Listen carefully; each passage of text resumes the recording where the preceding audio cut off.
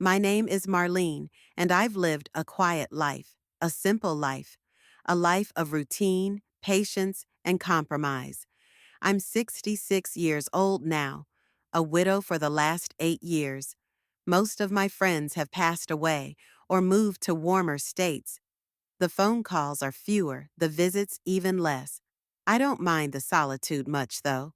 At least I didn't mind it until they came. My husband John and I moved to this house in the summer of 1988. It wasn't fancy, just a small two-bedroom home with a narrow driveway and a yard that needed work. But it was ours. We saved every penny we could, cutting corners, going without, to make sure we could pay off the mortgage in 17 years.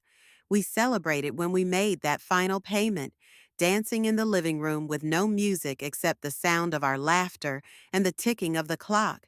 It was ours, free and clear, our home. But now it feels like everything that meant something has been chipped away. 3 years ago, my son Jason and his wife Kim moved in with me.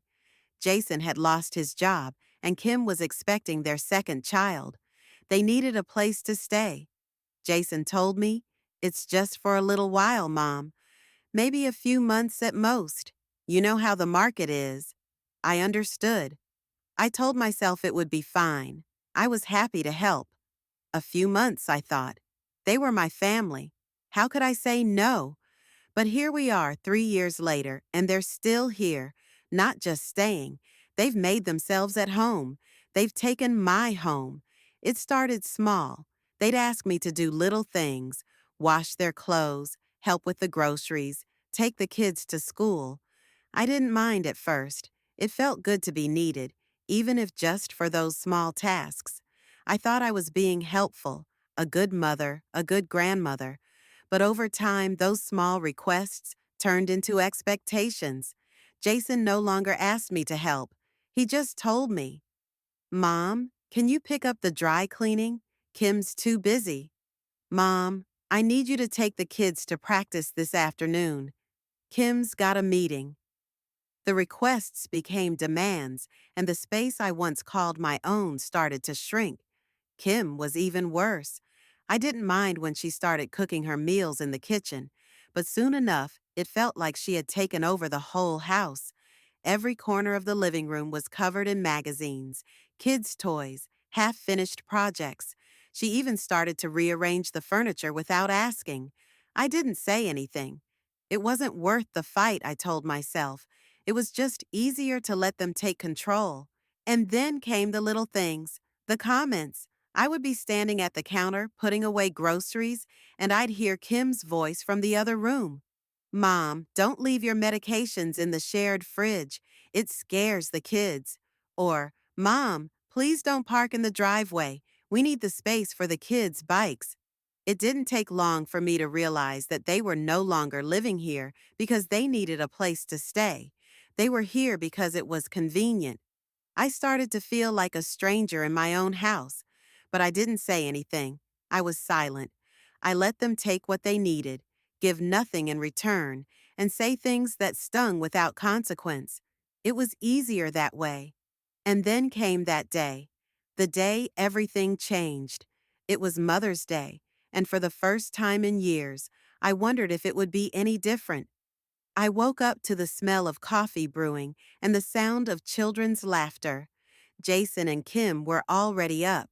The kids were running around, excited for the day.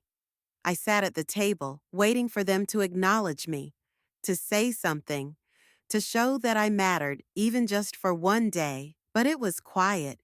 There was no Happy Mother's Day, Mom. No flowers, no card, nothing. Just the sound of the kids racing around the house and the hum of the refrigerator. Finally, Jason came into the kitchen. He handed me a small box. It wasn't wrapped. No bow, no smile. Just a box. "Here, Mom. Happy Mother's Day." I opened it slowly, trying to make sense of the sudden wave of disappointment that hit me. Inside, there was a card with a pre-printed message, the kind you can buy in bulk at the grocery store. "Thanks for everything, Mom." And underneath it, there was a folder, A folder. I froze. My eyes darted to Jason's face, looking for some hint of what was to come. His expression was unreadable. Kim was standing in the doorway, arms crossed. She didn't say a word. I flipped open the folder. Inside was a letter, a formal letter, explaining their intentions. The letter was titled Notification of the Intention to Privatize and Divide the House. We want to discuss your move. I couldn't believe it. My hands shook as I read the words. I wasn't just being told to leave. They were taking the house John and I built together. They were taking it, dividing it, and kicking me out. I didn't say a word. I just finished the berries on my plate and set the card and folder down in front of me. I looked at them both, then back at the card. Thanks, I said. My voice was steady, but inside, my chest was tight. A very modern approach. And then I stood up, quietly walked to the basement, and shut the door behind me. I had no tears, no anger, just silence. The house was no longer mine. They had made that clear, but I wasn't done yet. I wasn't giving up. It was a strange kind of quiet that settled over the house after that. Jason and Kim didn't speak to me much. They didn't need to. They had made their intentions clear, and I had made mine clear too. I wasn't going to make a scene. I wasn't going to beg. I just needed time to think. I spent the rest of the afternoon in a kind of numb daze, moving through the house like I was walking in someone else's life. I did the dishes, I folded laundry, I swept the floors, but nothing felt real anymore. Every task seemed meaningless. What did it matter? It wasn't my home anymore. By the time night fell, I couldn't stay in the living room. I couldn't even stand to be in the kitchen where I had spent so many years cooking meals, preparing dinner for my family, for my son, my husband, my grandchildren, the place where I had built my life. I went downstairs, to the basement. It wasn't the nicest room in the house. It had a small window that looked out onto the side of the house, and the air smelled musty, like old wood and dust. But it was mine, and that night I needed something that was mine. The basement had always been where I kept the records, the papers, the things that mattered. Over the years, I had carefully stored all the documents in neat folders: insurance papers, tax statements, old bank checks. I'd kept everything organized because that's what John would have wanted. But now those papers were more than just reminders of a life well lived. They were my lifeline. I pulled open the old filing cabinet and sifted through the drawers. It was slow work. My fingers were stiff, my body aching from the years that had passed. But I didn't care. I had a plan. I wasn't about to give up without a fight. Not after everything I'd sacrificed. As I flipped through the documents, I found what I was looking for. There it was, our mortgage paperwork, signed and stamped. The deed to the house, clearly stating that the house was in both John's and my name. I wasn't stupid. I knew what ownership meant. And they knew I knew. They thought I was getting old, that I wouldn't understand, or that I would just give up when they pulled a fast one on me. But I wasn't getting weaker. I was getting quieter. And that made me more dangerous. I spent hours in the basement, going through every file, every document. The night wore on, the only sound in the house being the rustling of paper and the distant hum of the refrigerator upstairs. I didn't need sleep. I needed answers. When I finally stood up from the desk, my back ached, but my mind was clear. I knew exactly what I had to do. The next morning, I got up early. I didn't let Jason or Kim see me. I went to the market as usual. I grabbed a coffee from the small cafe by the corner, trying to maintain the semblance of normalcy. But everything felt different now. I sat down with my notebook, the one I had used for years to keep track of grocery lists and reminders. But today, it wasn't for groceries. It was for a plan. I wrote it out, carefully, methodically. No one would know what I was doing. Not yet. Not until it was too late. First, I would disable the card they used to buy groceries. It was linked to an account they had set up with my name, but I had access to it. It would be simple enough to call the bank and cancel the account. Second, I would cancel the internet subscription. Kim and Jason were constantly on their phones, always checking their email, the kids on their tablets or watching Netflix. Without the internet, they'd be uncomfortable. They'd feel the strain. Third, I would request the archived documents. I needed to restore the records for the last 15 years, the records that proved I paid for the house, that I paid for everything, that this place was still mine. The house was not just my home, it was my legacy. And lastly, I needed to start looking for a place, a small apartment, a studio. It didn't need to be much, it just needed to be mine. A place where I wouldn't have to live in the shadow of their demands. A place where I could rebuild. I wrote down the steps, and then, with a sigh, I folded the paper and put it into my bag. There was no going back now. The game had changed. A week passed. I didn't tell Jason or Kim what I was doing. I was quiet. I was patient. I waited until the house was empty, until they were out running errands or taking the kids to practice. That's when I packed my things. I didn't take much. A few clothes, a couple of personal items. I didn't need to pack the whole house. I didn't need their things anymore. I left a note in the kitchen, tucked under the dishes. The dishwasher tablet is running out, but I'm not. Then I left. I didn't tell anyone. I didn't say goodbye. I just left. I took the train, one last time, to a place where no one knew my name. The internet was turned off the same evening. The gas didn't get extended. The card they used at the store didn't work. They wouldn't be able to buy a single thing without me. They would have to deal with the consequences of their actions. I wasn't sure what would happen next, but I wasn't concerned. I was free. I rented a tiny studio on the edge of town. It wasn't much, just a white room with bare walls, an old sofa, and a small kitchenette, but it was mine. I could breathe here. I bought a high-backed chair from the thrift store and a lamp to sit beside it. The walls were bare, but they didn't feel empty. I started volunteering at the local library. It wasn't much, but it gave me something to do. I didn't want to sit around, waiting for something to happen. I was rebuilding my life, piece by piece. And then, on the next Mother's Day, something unexpected happened. I was sitting in my tiny studio, drinking a cup of coffee, when my phone rang. I picked it up, and a woman's voice came through the line. "You're like a mom I would have chosen for myself," she said. I didn't recognize the voice at first, but then I realized it was someone I had met at the library, a woman from the volunteer group. For the first time in a long while, I smiled. I hadn't lost everything. I had just gotten rid of the people who took and never gave. It had been months since I'd left. The world felt different from the tiny studio I now called home. I spent my days volunteering, helping at the library, going to the farmer's market when the weather was nice, and generally staying to myself. The solitude wasn't lonely, it was peaceful. The small victories in my daily life, like finding the perfect tomatoes or learning something new from a book I'd picked up, kept me grounded.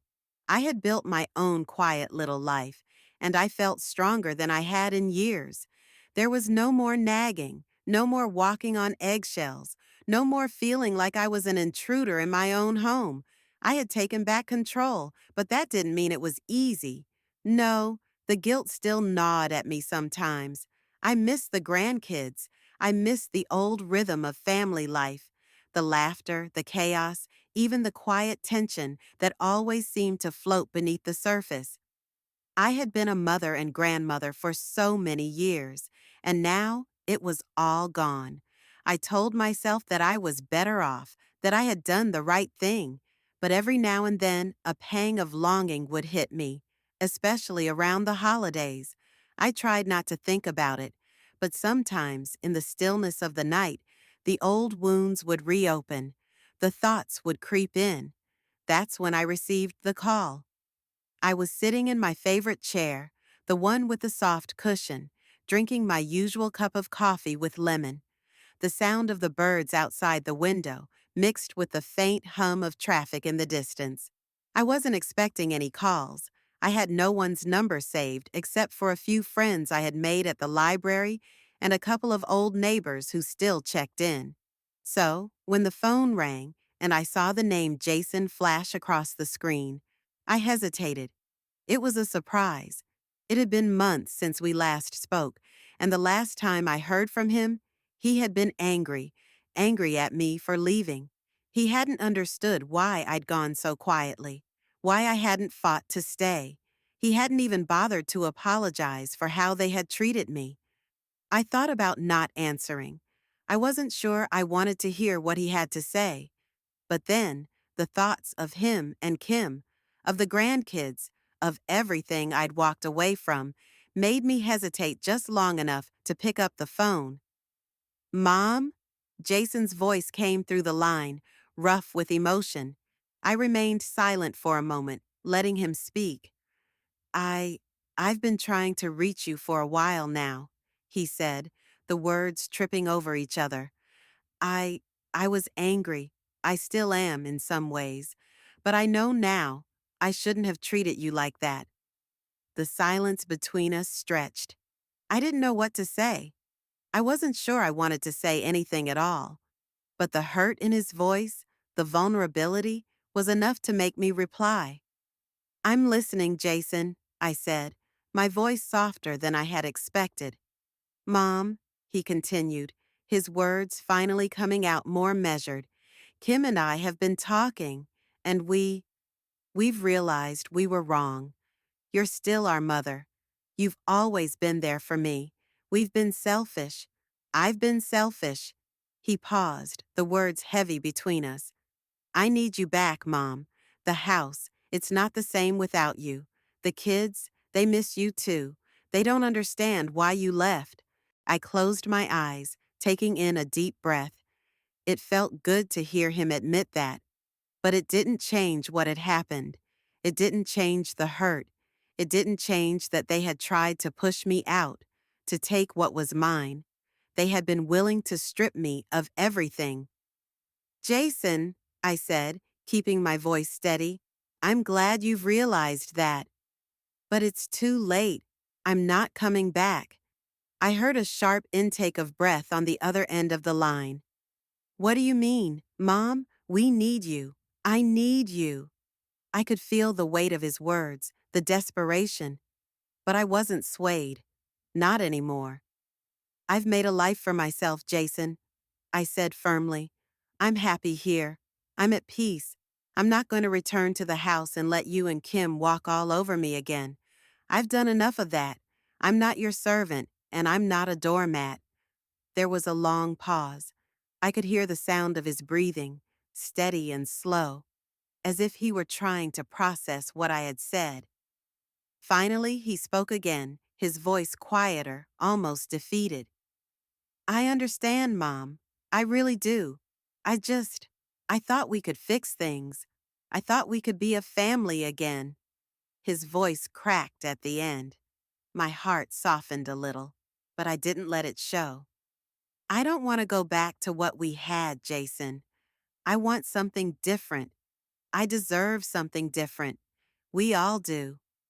I hung up the phone before he could say anything else. I sat there, in my little studio, staring out the window at the seedlings on the windowsill. My coffee had gone cold, but I didn't care. The house was gone, and Jason had made his choice. But I hadn't lost everything. No, I had just gotten rid of the people who only consumed and never gave. I hadn't lost my home. I had just found a better one. Days passed after the call. Jason's words had hung in the air long after the phone call ended. I thought I might feel something. Regret, maybe. Some kind of yearning to return, to fix what had been broken. But there was only silence. It wasn't the kind of silence that feels heavy or suffocating. No, it was peaceful, a comfortable absence of noise. I wasn't mourning the loss of what I had with Jason and Kim. I was mourning the loss of who I had been, someone who had given everything, only to be tossed aside when the well ran dry. I didn't expect an apology. Not really, but I did expect something. Perhaps an acknowledgement, a real conversation, a willingness to admit that they had wronged me in ways far deeper than just the house. But instead, nothing. Jason went back to his life with Kim, and I continued to build mine, brick by quiet brick. I kept my routine. My days were simple: volunteering at the library, shopping for fresh produce at the market, reading at night when the world grew still. It felt small, insignificant, but it was mine. The studio was sparse: white walls, a second-hand sofa I had managed to find at a thrift store, a small table by the window where I kept my books and journals. The one luxury I allowed myself was a high-backed chair, something sturdy to sit in when I wanted to think. The simplicity of it all felt liberating. No one demanding anything from me. No one telling me to clean up after them or asking for money they would never pay back. I had been everything to them, and now I was nothing. But in the nothingness, I had found freedom. But still, there were moments when I would think back. Sometimes at night, when I couldn't sleep, or when the rain fell softly against my window, and my mind would wander back to those days. The mornings spent in the kitchen, cooking for them, cleaning their messes, listening to their complaints. I would see their faces, Jason's and Kim's, their expressions sometimes dismissive, sometimes angry, and I would wonder, what had I done wrong? It had never occurred to me that I could leave. I had thought, perhaps foolishly, that family would always be family, that even if things were tough, we would work through it. But I had been mistaken. The second week of May rolled around, and for some reason, I wasn't prepared for the memory of Mother's Day. It had been one of those quiet days in my new life. No grandkids, no cards, no breakfast in bed. But as I walked through the market, picking out fresh strawberries and tomatoes, I couldn't help but remember how Jason used to bring me flowers every year. It seemed so distant now, like it had happened to someone else. That evening, I sat at my kitchen table, slicing a cucumber, when my phone buzzed. It was a text message. "Mom, I'm sorry. I know I've hurt you.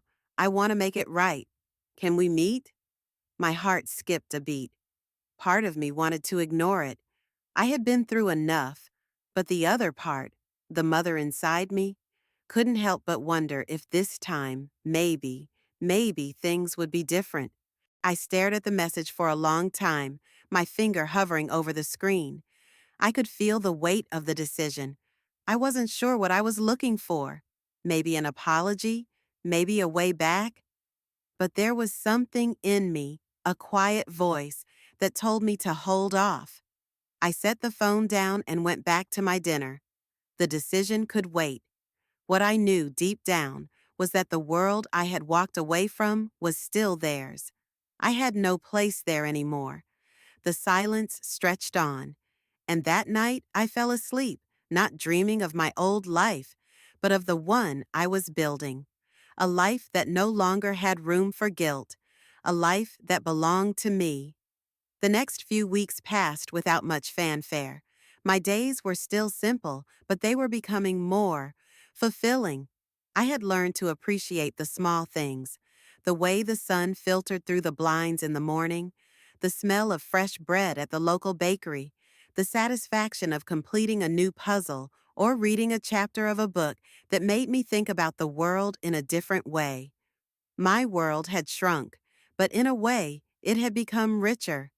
I didn't need the noise, the chaos, or the constant feeling of being second place in my own home. But despite all of this, I still found myself looking at my phone sometimes. I would see Jason's name flash across the screen, and I would hold my breath for a moment. It had been a month since that text, and there had been no follow-up. No calls, no visits, no more apologies. Just silence. I suppose, in some ways, that was a form of closure. But then, on a quiet Tuesday afternoon, it happened. My phone buzzed again. It was a voicemail this time, and for some reason, I couldn't bring myself to listen to it immediately. I sat with it in my hand, hesitating. It was as if I could feel the weight of Jason's guilt, still heavy on the other side of that message. Finally, I pressed play. Mom, Jason's voice cracked as he spoke. I don't know where to begin. I've been thinking a lot about what you said, about what you did, and I get it now. I've been trying to reach you, but you're not answering. I don't know if you're ever going to forgive me, but I need to see you. We need to talk. Kim's on board with it too. We want to make things right. We need you back. The house is empty without you. The kids are asking for you. Please, just come back. Come home. I stopped the voicemail before it could finish. A lump formed in my throat, and I set the phone down, staring at it. My fingers curled into fists on the table. Home. That word. They didn't even understand, did they? They didn't know what they were asking for. Home wasn't just a house. It wasn't just the rooms and the furniture. Home was what we built together. It was the love, the memories, the trust. They had stripped that away from me piece by piece, and now they wanted me back in their life as if nothing had happened. I thought about it for a long time. I thought about the hurt I had felt, the way they had treated me, and I realized that the way I had left wasn't a mistake. I had left because I had to. I had walked away from a version of myself that I didn't recognize anymore, the version that allowed others to dictate my worth, that let my existence be based on their convenience. Number I wasn't going back. But the truth was, there was another part of me, buried deep under all the bitterness and hurt, that still loved them. That part of me, the mother in me, wanted to believe their words. But I knew better now. There was no going back. I waited a few days before I replied. I didn't want to make the mistake of answering out of impulse or guilt. I didn't owe them anything. When I did respond, I did so simply. I didn't need to say much. I didn't need to explain myself anymore. My life, my choices, were my own. The text I sent was short, to the point. I'm happy with my life now, Jason. I don't want to go back. Please respect that. I sent it and set the phone down again. No more waiting, no more wondering. I spent the rest of the day doing the things I had come to enjoy, going to the library, meeting an old friend for lunch, getting fresh flowers at the market. I didn't think about Jason and his family anymore. I didn't think about the house. I didn't even think about the past.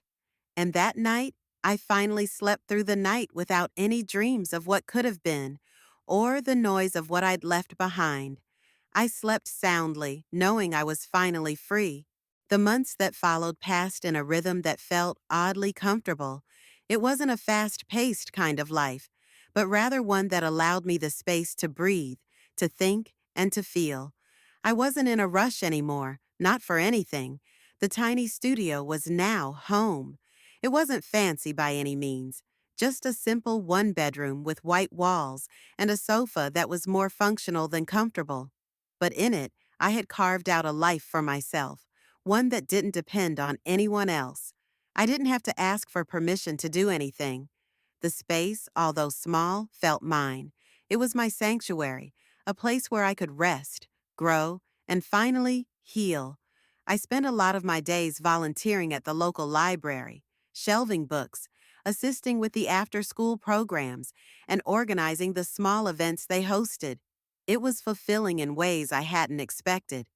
There was something quiet and grounding about working with books, about being surrounded by people who were so wrapped up in their own stories that they didn't have time to judge mine.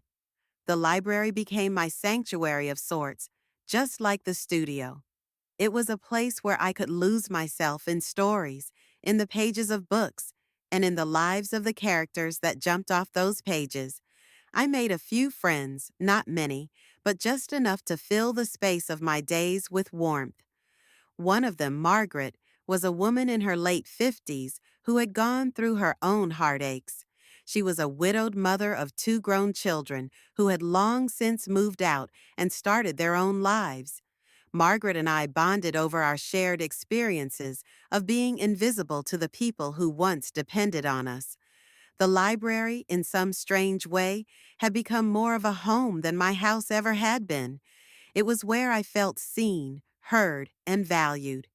It was the first place where I didn't feel like I was just taking up space.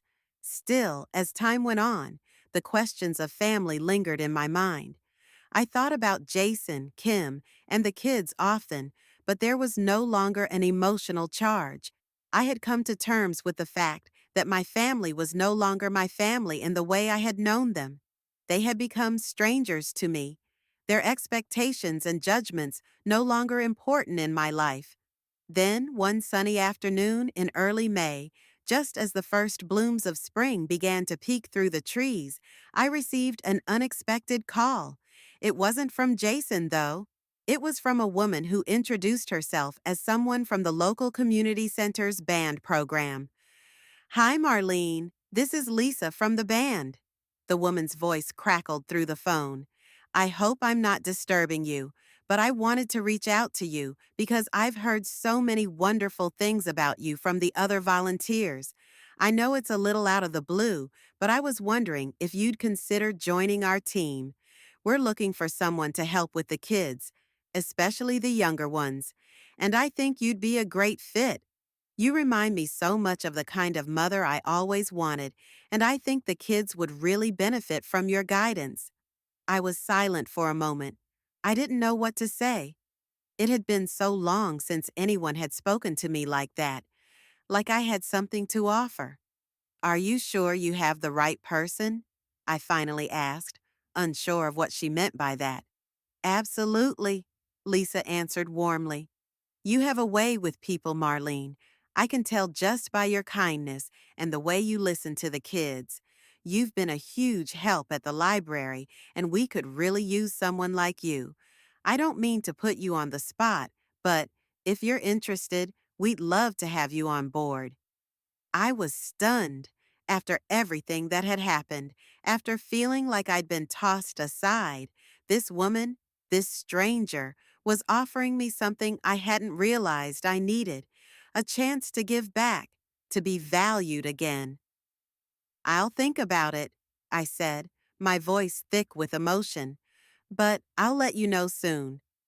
I hung up the phone, the weight of her words still on my mind. I hadn't realized how much I had been missing something to call my own, something that would fill the empty space left by Jason's absence, by the loss of my former role as wife and mother.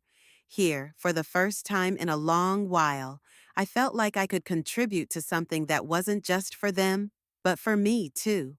That evening, as I sat in my studio with a cup of chamomile tea, I couldn't help but think about how far I had come. The woman who had been so lost, so broken just months before, was now standing on the threshold of something new. I wasn't the same woman anymore.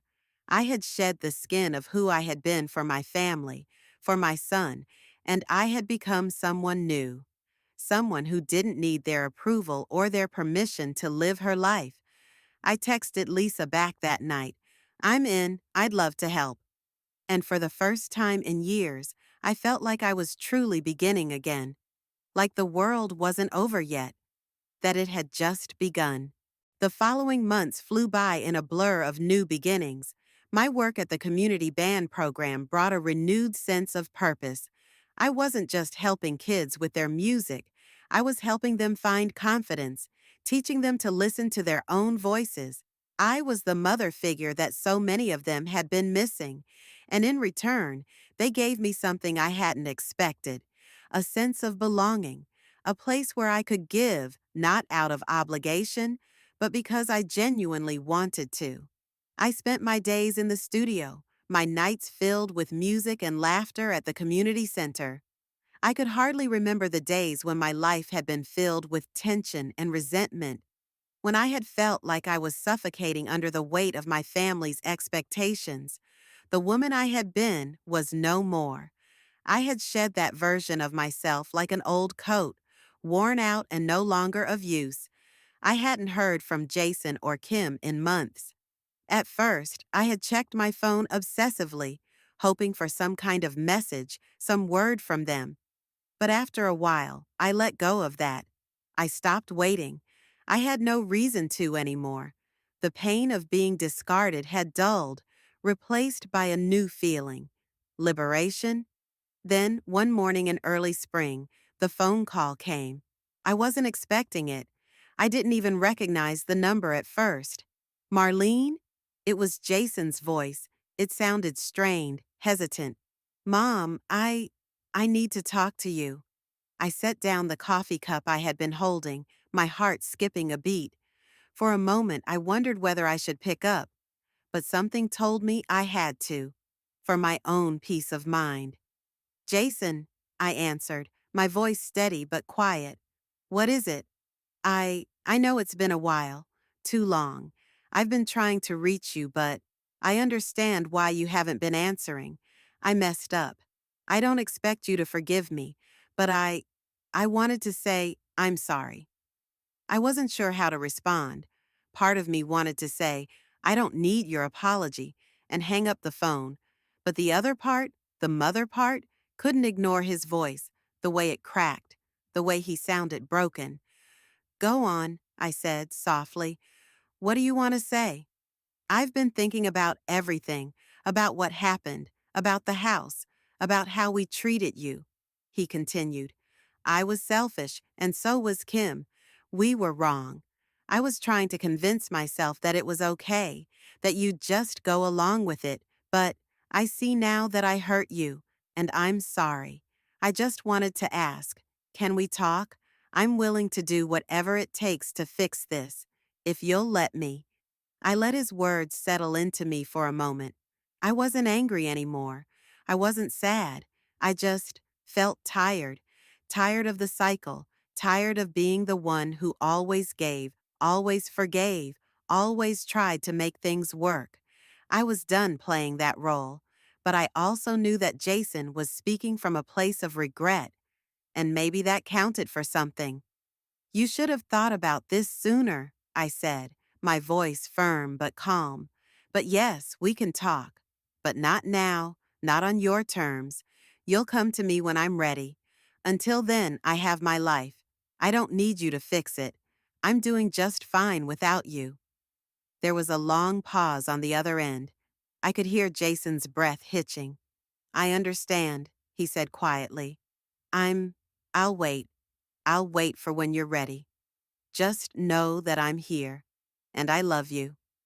For a moment, I considered telling him that I loved him too, but I didn't. It wasn't that I didn't love him. It was just that the love I had for him had evolved. It had changed into something else, something distant, something that no longer depended on him for validation or approval. I'll let you know, I said, and with that, I hung up the phone. The decision wasn't as difficult as I thought it would be. I had learned in the months since I had left that I didn't need anyone to define my worth. I didn't need to return to a place that had never been a real home for me, and so I moved forward. A few days later, I received a letter in the mail from Jason. It was brief, nothing more than a note telling me he had been thinking about me and that he was trying to make things right. It was a start, I suppose, but I didn't let it affect me too much. I placed it in the drawer where I kept all the things I didn't want to forget, but didn't need to remember every day. As I sat at my small kitchen table in the studio, sipping a cup of tea, I looked out the window. The sun was setting, and the light was golden, soft on the plants I'd started growing in the window.